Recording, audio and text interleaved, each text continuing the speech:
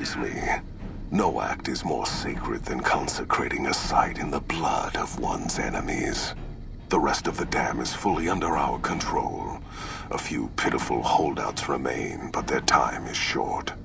The General was the last source of concern. With their commander dead, the NCR will pull out of this region, allowing our conquest to continue westward unopposed for a time. The Legion will swell with the number of slaves we will claim from this place, and the tribute we gather will fund further campaigns. Perhaps in time I will be granted the honor of conquering the land known as California. But for now we rest. Know that your efforts are appreciated and will not go unrewarded, but we can speak of that later. For now, come. We must see to the burning of the dead. And so the courier who had cheated death in the cemetery outside Goodsprings cheated death once again, and the Mojave Wasteland was forever changed. Caesar entered the Strip as though it was his triumph. The Legion pushed the NCR out of New Vegas entirely, driving them back to the Mojave Outpost. The Legion occupied all major locations, enslaving much of the population and peacefully lording over the rest.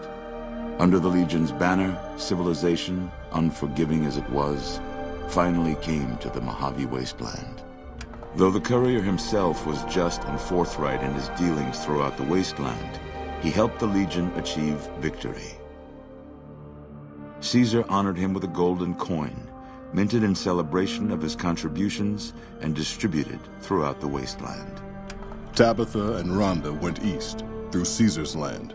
Occasionally, tales of their exploits found their way back west, though few believed them. Eventually, the stories concerning the duo were collected and published, and proved to be quite popular with children. Still grappling with self-doubt over his usefulness in the face of old age, Raul was never able to find peace with himself. Eventually, he left the Mojave and assumed a new name, as he had done so many times before. Cautious after the Boomers' display of power at Hoover Dam, Caesar chose to leave the Boomers alone. The Boomers remained isolated, but have been seen flying over the Mojave Desert from time to time. Buried beneath tons of rubble, the Mojave chapter of the Brotherhood of Steel was no more. Those few who were outside the Hidden Valley bunker when it was destroyed settled into new lives, or headed west to find a new chapter to join. The Fiends attacked Camp McCarran during the Second Battle of Hoover Dam and suffered heavy losses. Caesar, unimpressed with their performance and their dependence on chems, had them exterminated. After the Legion's victory, Caesar, out of a strange respect for his old fellows, allowed the followers safe passage out of the wasteland. Reluctantly, the followers accepted the offer and abandoned Old Mormon Fort to the Legion. The Legion, preoccupied with its acquisition of New Vegas, scarcely took notice of the town of Goodsprings. Many locals moved on, fearful of Caesar's long shadow. Only the old and the stubborn remained. Cass lived to see the mark of the Legion on Hoover Dam. Uncertain of what lay next for the West, she remained silent. As the Legion marched west, she found it difficult to see the dam as anything more than a gravestone for the Mojave, and everyone in it. After their suicidal last stand at Hoover Dam, the Great Khan ceased to exist as a tribe. The few surviving members dispersed, joining up with other tribes and gangs across the Mojave, and quickly forgot their heritage. Thanks to the courier and Lily, a cure for the Nightkin's schizophrenia was found shortly after Dr. Henry's experiment concluded. Nightkin and other super mutants in the wasteland flocked to Jacobstown, and the town became known as a haven where a mutant could find peace. Lily continued to take her medicine at half doses, and although she remembered her grandchildren, her mind remained muddled and confused.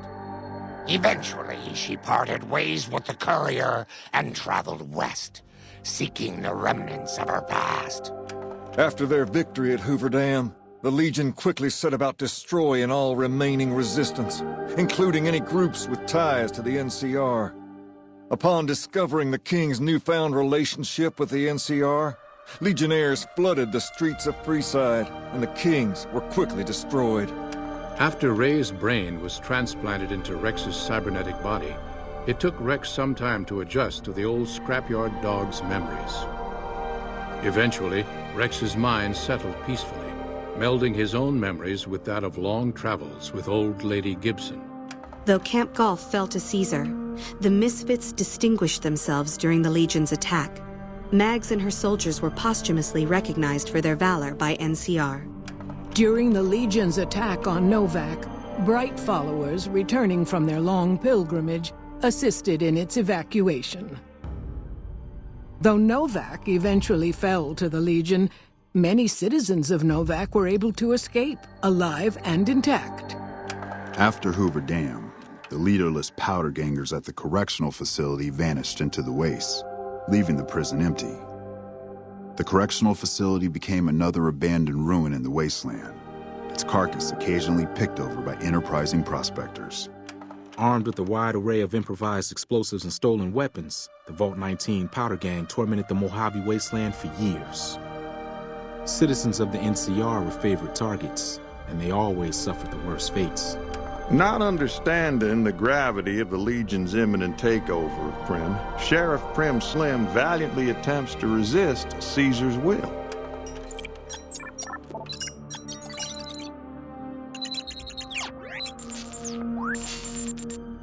And so the Courier's Road came to an end, for now.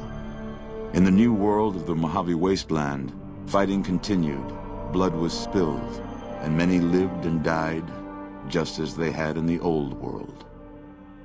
Because war never changes.